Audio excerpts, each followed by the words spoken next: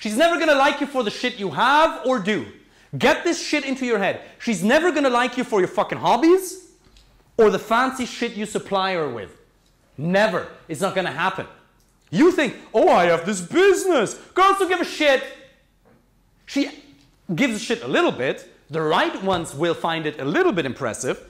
But she likes you for your being, the way you are. Now, obviously, the actual results you're able to create in your life are a manifestation of who you are. That's what it is. But she doesn't like you for the things, the external, but for who you are. It's really like that. Now, who you are is insufficient at the moment. It's not sufficient regarding your communication skills, not your being. Huge point. Because a lot of people get that wrong. They're like, oh, I'm insufficient. I need to change myself. No. Who asked? Bro, you were asking about your hobbies, right? Sometimes girls are a little bit unsure about the hobbies, right? They're not necessarily into the shit that you're into, or what was your question there specifically? They think I'm unconventional and weird generally. Yeah, the wrong ones. Only the wrong ones think you're, by the way, just because a girl says you're unconventional, that can be a positive. You're weird. Oh my God. You know? It's like just because, remember, like he said, so the point was, just because she says something doesn't mean you need to immediately take action on it. Sometimes people just say things. Should you respect her? Take her serious at the level of the needs? Of course. But with your hobbies, the right ones, they will never think of them as bad unless it's something objectively fucking shitty. But as long as you have a normal kind of hobby, right, the right ones will like it. Like, who here watches Joe Rogan? Yeah, right? Like, I don't hunt, but I've gotten quite interested in the idea of killing a few, you know? Go hunting, get my own meat, you know? After I watched Joe Rogan. There's some girls where you would suggest it to them, right? They're like, how can you do that? It's terrible. And other girls are like, yeah, I'll go with you. You know? It's finding the ones who are naturally into that. But she's not going to like you for the fine dining place you're going to bring her to, right? You can do these things with your mother, right? To spoil her. That's good shit. You know, or once you're already in the relationship, once a degree of intimacy has already been established. But it's not the watch, it's not the things, and it's not even the things you do that she's gonna like you for. She's gonna like you for you. You don't need to impress her with fucking hobbies, watches, shit. These are obviously gonna be interesting because of who you are if you work on yourself, right? The life circumstances you're able to manifest, if you're a cool dude, are gonna be slightly more impressive than with other people. That's fine. But it's who you are and how you communicate. That's really what she wants in your presence. So it's communication. It's huge. So you can go for dinner, to wrap that whole thing up, but in the beginning, go for drinks because it's easier. It's much less formal, much less pressure, right? Because you're sitting across from her and then you're self-conscious about, am I eating properly? Who here has ever been self-conscious about the way you eat? Yeah, me too. Especially if it's like a business fucking thing, right? Or with a girl, I'm like, well, I want to burp, but I kind of can't, you know? It's dripping down into the beard and you didn't notice that. This is just additional pressure, you know? So there's good reasons not to go for dinner, not just to withhold food from her or some shit, you know? Or she gets either food or drinks, not both, you know? Now, eventually you're gonna take her for dinner, but in the beginning, just 2 drinks. It's the easiest. Now, the alcohol debate, reduce the fucking alcohol consumption, Jesus Christ, okay? I'm not a saint, I drink as well, every now and then we do. But you should reduce the amount of alcohol you consume because it's fucking with your neurology in a sincere way. Alcohol, you can drink when you go on a date. Just don't have more than 2 drinks when you go. Because you think it gives you confidence, and it does, but your calibration decreases in the end. Your skills decrease, and your performance, at the end of the night, your sexual performance is also going to decrease. Right? Who here's ever had that? Drank a little bit too much, performance wasn't that great?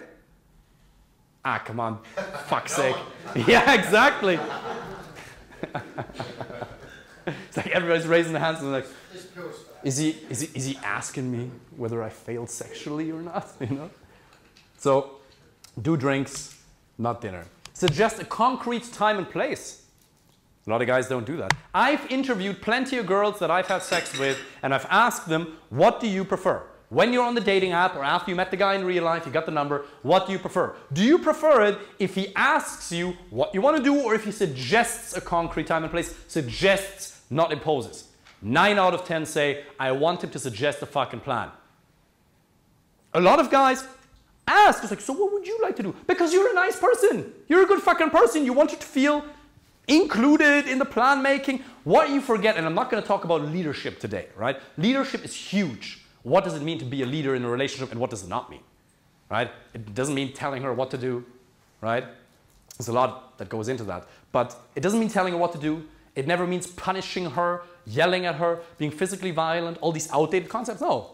Sometimes leadership just means you suggest a plan. Whenever there's, learn this, whenever there's uncertainty, whenever she's kind of agnostic, she's like, not sure, then you suggest a plan. You're like, let's do this. Magic words. Let's do this. Let's go here, we're going there, let's do this.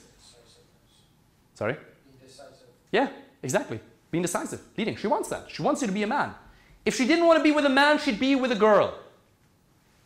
Beautiful. A lot of girls do both, right? But if she didn't want to be with a man, she'd be with a girl. Now, let's say you suggest a plan. Like, girl, let's go to this pub, 7 p.m. And she says, well, actually, there's this other pub that's really cool, amazing drinks. No! I'm the leader! I'm the man, I'm the fucking leader. You're going to do what I tell you, bitch! That's not leadership, you know? If she actually has a counter-suggestion and it makes sense, then you're, yeah, cool, why not? You're not going to impose some ancient standards of leadership onto her. No, you're going to go do that. But oftentimes, girls are going to want you to just lead hard. And that just means oftentimes suggesting a plan. If she's ever uncomfortable with it, that's fine. You have a conversation about it, you know? But suggest a concrete time and plan. Send a confirmation text on the day. How many people do not send confirmation texts on the day? Okay. I'm asking, yeah. Maybe not confirmation text, or are you still available for today? Or you're asking in a roundabout way. Thank you for saying that, because I wouldn't ask in an "Are you still available for today?" because that's a little bit permission seeking, right? Now, dude, if she likes you, that phrasing is not going to kill it. Okay, that's not going to make or break the deal, but it's probably more a representation of your character and your permission seekingness in general. You know? So I wouldn't say, are you still available? Like, if you agree, I'm going to assume. I would just say, still on for tonight? Question mark? Yeah. We're still on for tonight? Assuming. Real quick text, you know? Now, because a lot of guys, they say, well, if I send her a confirmation text, don't I look needy? Right? They watched a couple of social media videos. They're a fucking expert on dating now. Like, who here, by the way, I'll talk about that later. Yeah, it's not going to make you needy to send a confirmation text. Treat her as if she was already your girlfriend. Now, not all the way, right? Because your girlfriend, you can just put your hands somewhere on her body and she's probably going to be fine with it. Not like that. You're still respectful, you're still calibrated, you build physicality very, very gradually, and you learn to read her signals. But your emotional comfort has to be as such as if she was your girlfriend. Like, we talked about it plenty of times. Like, oh, I'm sitting here in this, on the date in the booth, but I'm a little bit uncomfortable, right? Just tell her to move over here, you know? Let's say you're lying in bed, you're like, oh, just move over here for a sec, right? We're on the date or something, but I'm afraid to mess it up. I'm afraid I'm going to lose her, right? And then this fear of losing her activates certain habits that actually increase the probability that you're going to lose her. Right? Send a confirmation text on the day. Put yourself in a good mood beforehand by using language patterns, selective focus, and physiology. Now, this whole thing of state, some people call it state. Tony Robbins calls it state. The mental and emotional state you're in has a massive impact on the results you're able to create in your life. Right? There's three things that determine the results you're able to get in your life: state, story, and strategy. Story are the belief systems you have. Beliefs about yourself, beliefs about women, beliefs about the world in general. Then strategy refers to, like, okay, look, I can believe in myself. I can believe in myself, I can believe the world is meant to help me. If I don't know the right strategies on how to build attraction, how to read her signals, how to do all the shit in detail, I'm not going to get the result. Same in business. Business marketing. You need the strategies, you need the techniques.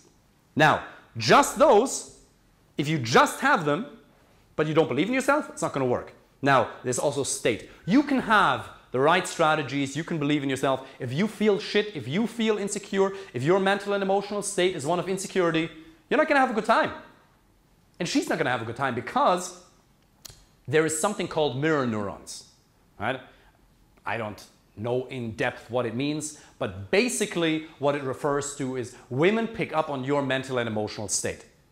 If you feel insecure, she's going to feel that. We have an intuition for other people's feelings. Why is that? From my bro sciencey understanding, what happens is you express your mood, your mental and emotional state in subcommunication, micro signals you're sending through your face and your body language. Now you then pick it up, right, unconsciously, right? It just doesn't come into the prefrontal cortex, into your conscious mind, and your body emulates it on a micro level. That's how you're able to feel what other people feel. That's intuition. Some people are a bit better at it, other people are worse at it. But you have to feel good emotions first. And that's a huge thing, by the way, right? Not just to get the result, not just to get a good result, but also if you rely on her for good emotions, you're fucked.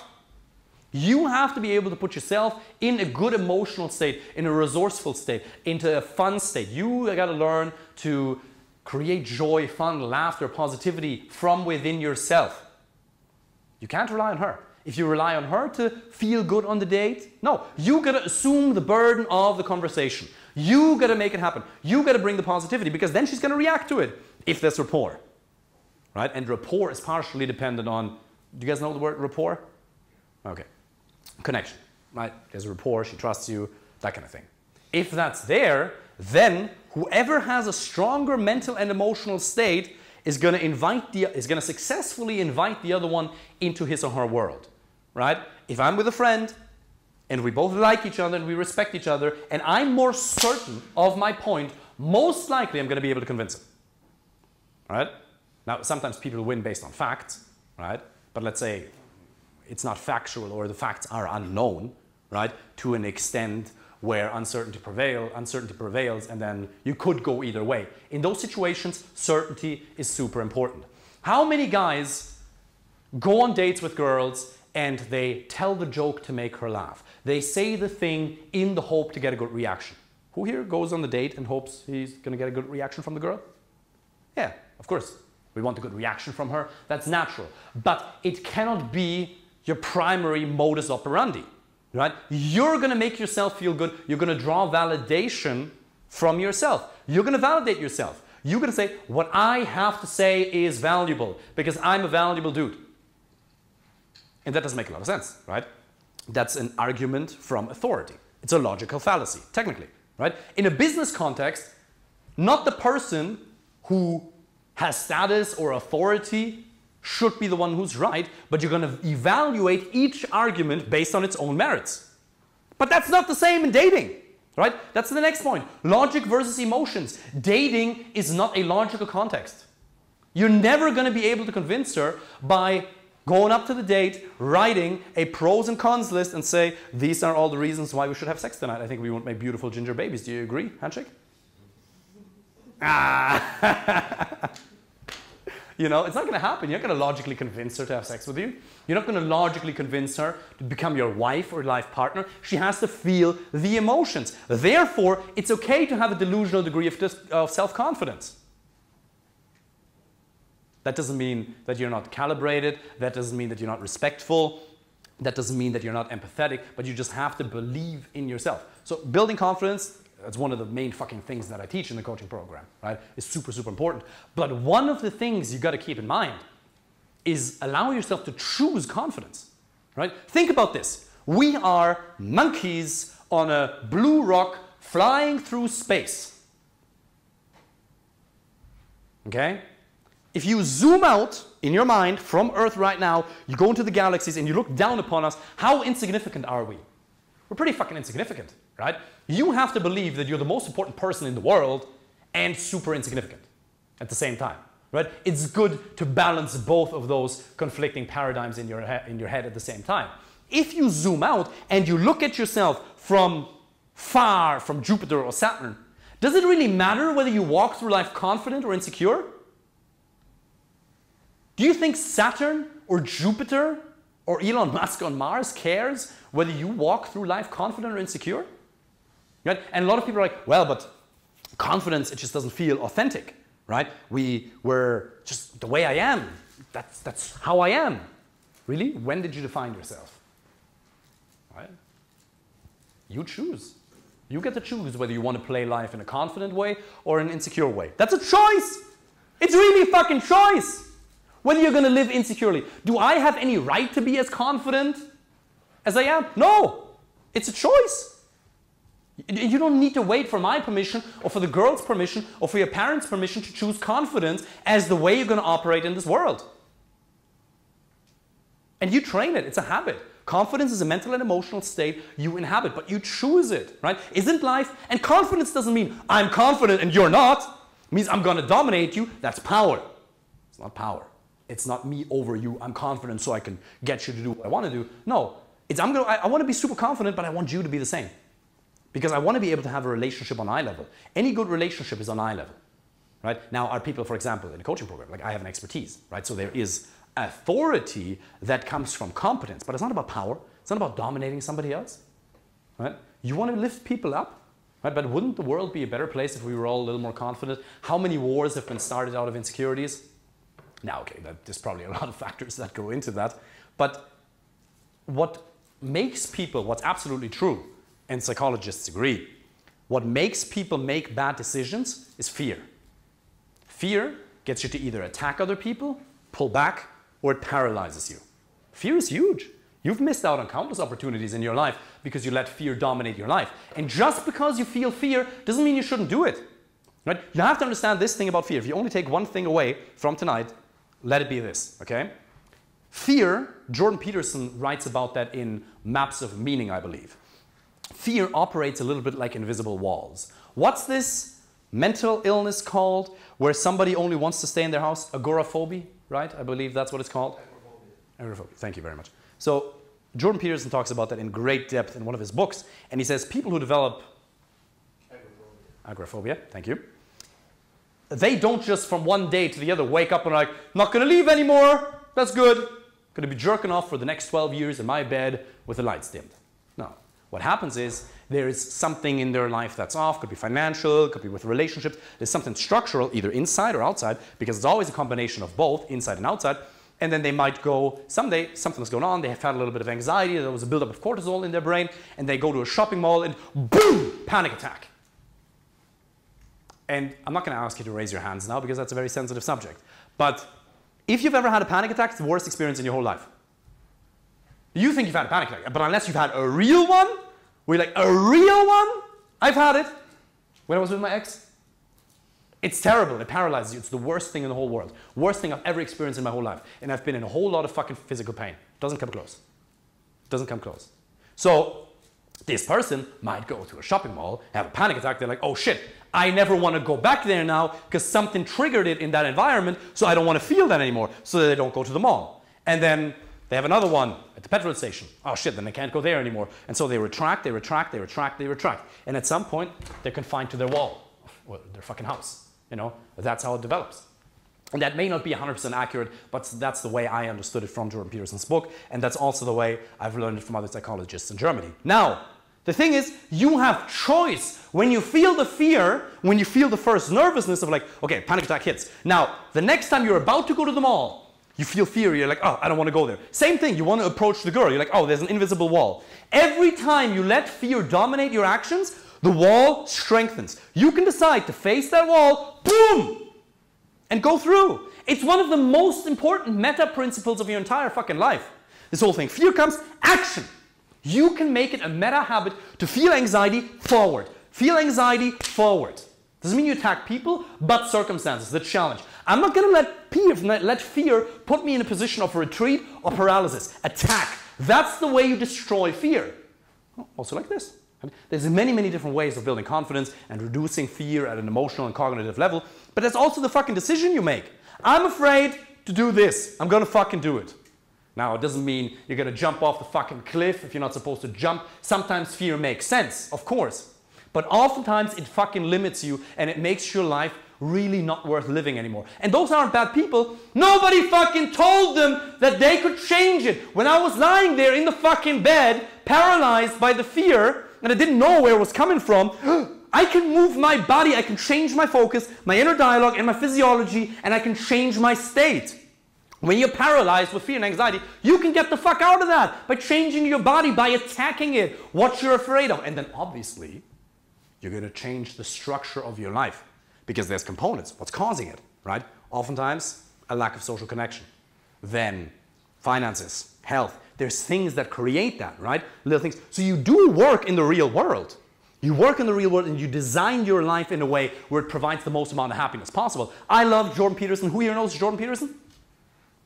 Psychologist, Canadian psychologist, used to teach at Harvard, then at the University of Canada. I love the guy to death. One thing where I disagree with him though, and I think it's a bit more of a nuanced point, but it helps me make my point, he says, if you're lucky, happiness descends upon you, or something like that. If you're lucky, it hits you. And first I'm going to tell you why I disagree, and then I'm going to tell you why I think he actually meant something a little more subtle. So it makes no sense. You can very much design your life in a way where it provides happiness to you on a daily basis, right? So there's a bit of a spectrum of business people who are outcome focused. I'm going to get the outcome, I'm going to get the result no matter what, fuck my emotions. And then there's the hippies on this hand, where like, I got to feel positive emotion so I can manifest an elephant into my room. Who here has seen The Secret, the movie? Okay, right?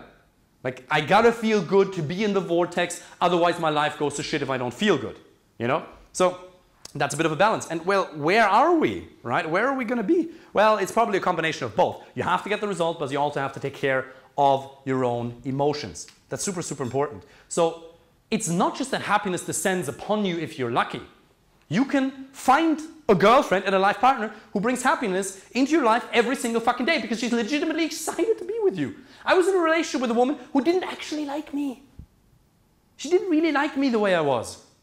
You know, certain things she liked about me, other things she kind of despised, to be honest. And there were things that I liked about her that I didn't like about her. Now, have you ever heard of this idea of compromise? Going back to social conditioning, right? That you're supposed to compromise in relationships? Who's ever heard that? Yeah. The people who talk most about compromise are in relationships or life circumstances they shouldn't be in. 95% of the time, while you're in the relationship, you shouldn't compromise. Imagine if it was actually 50-50, right? And if it's 50-50, 50% you compromise, 50% her. Well, it would basically mean that 50% of the time you're in the relationship, you're doing something you don't want to do.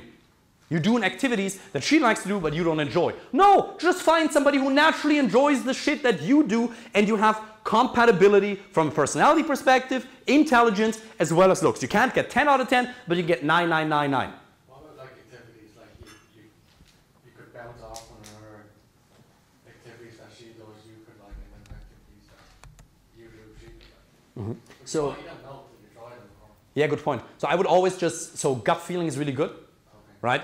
They've done research where they realized we actually have 3 brains. Now we only have 1 brain, but there's another cluster of nerve bundles in our heart and in our gut, and a lot of the positive neurotransmitters that make us feel good are actually produced in our gut. So gut feeling is very real, okay? How do you feel around that person? And then just evaluate. Compatibility in terms of personality does not mean the same.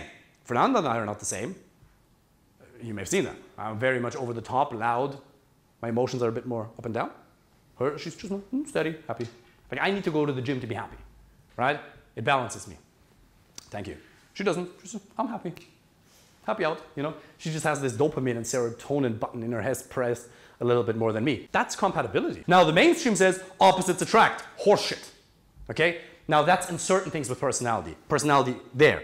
But we also agree with our values. We have a very similar value system when it comes to politics, general outlook on life, and other things, right?